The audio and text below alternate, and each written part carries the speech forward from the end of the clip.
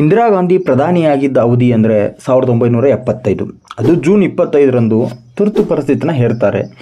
ದೇಶದ ಪ್ರಜಾತಂತ್ರ ವ್ಯವಸ್ಥೆ ಕಂಡು ಅತ್ಯಂತ ಕರಾಳ ಅಧ್ಯಾಯ ಅಂತ ಕೂಡ ಕರೆಯಲಾಗ್ತದೆ.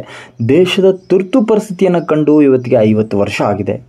ಈ ಸಂದರ್ಭದಲ್ಲಿ ಸರ್ವಾಧಿಕಾರದ ಅಪಾಯಗಳ ಬಗ್ಗೆ ನಾವು ನೆನಪು ಮಾಡಿಕೊಳ್ಳೇಬೇಕು. ಯಾವುದೇ ಸಮಾಜ, ಯಾವುದೇ ವ್ಯವಸ್ಥೆ ಇಂಥ ಸರ್ವಾಧಿಕಾರದ ತೆಕ್ಕೆಗೆ ಜಾರುವ ಅಪಾಯ ಬಹಳ ಇರುತ್ತದೆ. ಸರ್ವಾಧಿಕಾರ ಯಾವುದೇ ಸಂದರ್ಭದ ಬಗ್ಗೆ, ಅದರ ಅಪಾಯಗಳ ಬಗ್ಗೆ ನಾವು ತಿಳ್ಕೊಳ್ಬೇಕು. ತುರ್ತು ಪರಿಸ್ಥಿತಿ ಜಾರಿ ಬರುವ ಮೊದಲು ದೇಶದೊಳಗೆ ಪ್ರಜಾತಂತ್ರ ವ್ಯವಸ್ಥೆ ಬೇರು ಬಿಡುತ್ತದೆ ಅಂತ ನಾವು ಭಾವಿಸಿದ್ದೆವು. ಆದರೆ ಸ್ವಾತಂತ್ರ್ಯ ಸೇರಿದಂತೆ ಪ್ರಜೆಗಳ ಸಾಂವಿಧಾನಿಕ ಹಕ್ಕುಗಳನ್ನು ಅಮಾನತಿನಲ್ಲಿಡ್ತಕ್ಕಂತಹ ವ್ಯವಸ್ಥೆ ಆಗಿರತಕ್ಕಂಥದ್ದು.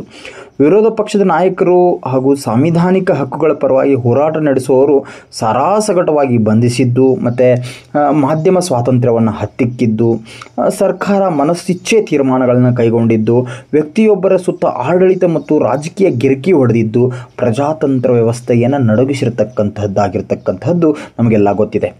ಈ ಸ್ಥಿರತೆಯ ಅಗತ್ಯ, ಪ್ರಗತಿ, ಆಡಳಿತ, ಆಂತರಿಕ ಹಾಗೂ ಬಾಹ್ಯ ಬೆದರಿಕೆಗಳು ಸರ್ವಾಧಿಕಾರತ್ವವನ್ನು ಹೇರೋದಕ್ಕೆ ಸಿಗುವ ನೆಪಗಳಂತ ನಾವು ಕರಿತೀವಿ.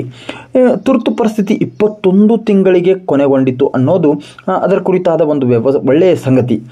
ತುರ್ತು ಪರಿಸ್ಥಿತಿ ಜಾರಿಗೆ ತಂದಿದ್ದಕ್ಕೆ ನೈತಿಕ ಮತ್ತು ರಾಜಕೀಯ ಹೊಣೆ ಹೊರಬೇಕಾಗಿರೋದು ಕಾಂಗ್ರೆಸ್ ಪಕ್ಷ. ಆ ಸಂದರ್ಭದೊಳಗೆ ಅತಿರೇಕ ನಡೆದಿದ್ದು ಕೂಡ ಇದ್ದೇ ಇದೆ. ಆದರೆ ಕಾಂಗ್ರೆಸ್ ಯಾವತ್ತೂ ಕೂಡ ಅದನ್ನು ಒಪ್ಕೊಳ್ಳೋದಿಲ್ಲ. ಆ್ಯಂಡ್ ಅದರ ಬಗ್ಗೆ ಯಾವತ್ತೂ ಖಂಡಿಸುವ ಕೆಲಸವನ್ನು ಕೂಡ ಕಾಂಗ್ರೆಸ್ ಪಕ್ಷ ಮಾಡಿಲ್ಲ. ಇನ್ನು ನರೇಂದ್ರ ಮೋದಿ ನೇತೃತ್ವದ ಕೇಂದ್ರ ಸರ್ಕಾರ ತುರ್ತು ಪರಿಸ್ಥಿತಿಯ ಸ್ಮರಣಾರ್ಥವಾಗಿ ಪ್ರತಿ ವರ್ಷವೂ ಕಾರ್ಯಕ್ರಮಗಳನ್ನು ಆಯೋಜನೆ ಮಾಡುತ್ತದೆ. ಭಾರತದ ಪ್ರಜಾತಂತ್ರದ ಇತಿಹಾಸದಲ್ಲಿ ಅತ್ಯಂತ ಕರಾಳ ಅವಧಿಯ ಬಗ್ಗೆ ಜನರಿಗೆ ನೆನಪು ಮಾಡಿಕೊಡುವುದಕ್ಕೆ ಸರ್ಕಾರ ಕಾರ್ಯಕ್ರಮಗಳ ಪಟ್ಟಿಯೊಂದನ್ನೇ ಮಾಡಿದೆ. ಆಗಿನ ಸಂದರ್ಭದಲ್ಲಿ ದಾಳಿಗಳ ಬಗ್ಗೆ ಯಾವ ನೆನಪುಗಳೂ ಇಲ್ಲದ ಯುವ ಜನರಿಗೆ ಅದರ ಬಗ್ಗೆ ಹೇಳಬೇಕಾದ ಅಗತ್ಯತೆ ಅಂತೂ ಇದ್ದೇ ಇದೆ. ಆದರೆ ತುರ್ತು ಪರಿಸ್ಥಿತಿಯು ಈಗಲೂ ಗತಪದ ಅಲ್ಲ. ನಾಗರಿಕ ಸ್ವಾತಂತ್ರ್ಯಕ್ಕೆ ಈಗಲೂ ಲಗಾಮು ಬೀಳ್ತಾ ಇದೆ. ಅಭಿವ್ಯಕ್ತಿ ಸ್ವಾತಂತ್ರ್ಯ ಇಂದಿಗೂ ಬಂಧನ ಮುಕ್ತ ಆಗಿಲ್ಲ. ಜೊತೆಗೆ ಮುನ್ನೆಚ್ಚರಿಕೆ ಕ್ರಮವಾಗಿ ಬಂಧಿಸುವುದು ಕೂಡ ಮುಂದುವರೆದಿದೆ. ವಿರೋಧ ಪಕ್ಷದ ನಾಯಕರು ಮತ್ತು ನಾಗರಿಕ ಹಕ್ಕುಗಳ ಪರವಾಗಿ ಹೋರಾಟ ಯಾರು ಮಾಡ್ತಾರೆ ನೋಡ್ರಿ, ಅವರನ್ನು ಗುರಿಯಾಗಿಸಿಕೊಂಡು ಕಾನೂನು ಜಾರಿ ಸಂಸ್ಥೆಗಳು, ತನಿಖಾ ಸಂಸ್ಥೆಗಳನ್ನು ಬಳಸಿಕೊಳ್ಳಲಾಗ್ತಿದೆ. ದೇಶದ ಪ್ರಜಾತಾಂತ್ರಿಕ ಸಂಸ್ಥೆಗಳ ಮೇಲೆ ಒತ್ತಡ ಹೇರಲಾಗ್ತಿದೆ. ದೇಶದ ಸಂಸತ್ತಿನ ಮಹತ್ವವನ್ನು ಕುಗ್ಗಿಸಲಾಗ್ತಿದೆ. ಭಿನ್ನ ಅಭಿಪ್ರಾಯಗಳ ಬಗ್ಗೆ ಸಹಿಷ್ಣುತೆ ಅಂತೂ ಕಾಣ್ತಾನೇ ಇಲ್ಲ. ನಾಯಕನೊಬ್ಬನನ್ನು ಕೇಂದ್ರೀಕರಿಸಿಕೊಂಡು ವ್ಯಕ್ತಿ ಪೂಜೆ ನಡೀತಾ ಇದೆ. ಇವೆಲ್ಲವೂ ಕೂಡ ತುರ್ತು ಪರಿಸ್ಥಿತಿಯ ಗುಣಲಕ್ಷಣಗಳಂತ ಸರಾಸಗಟವಾಗಿ ನಾವು ಹೇಳಬಹುದು. ಸರ್ವಾಧಿಕಾರದ ಸೂಚಕಗಳು ಇವೇ ಆಗಿವೆ.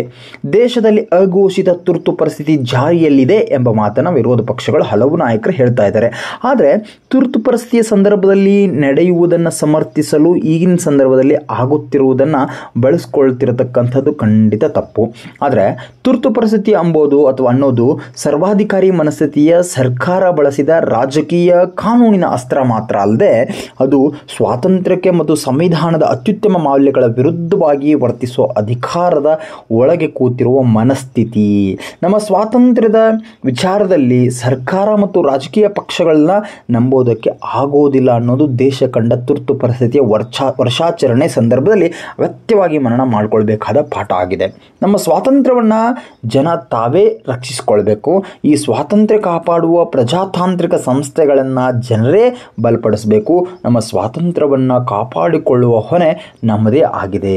ಯಾರೇ ಘೋಷಣೆ ಮಾಡಲಿ, ಯಾವುದೇ ಸರ್ಕಾರ ಮಾಡಲಿ, ಈ ಎಮರ್ಜೆನ್ಸಿ ರಾಜಕೀಯವಾಗಿ ತಮ್ಮ ಬೇಳೆಯನ್ನು ಬೆಳೆಸಿಕೊಳ್ಳುವುದಕ್ಕೆ ಬಳಸಿದ್ರೆ ಅದು ತಪ್ಪೇ.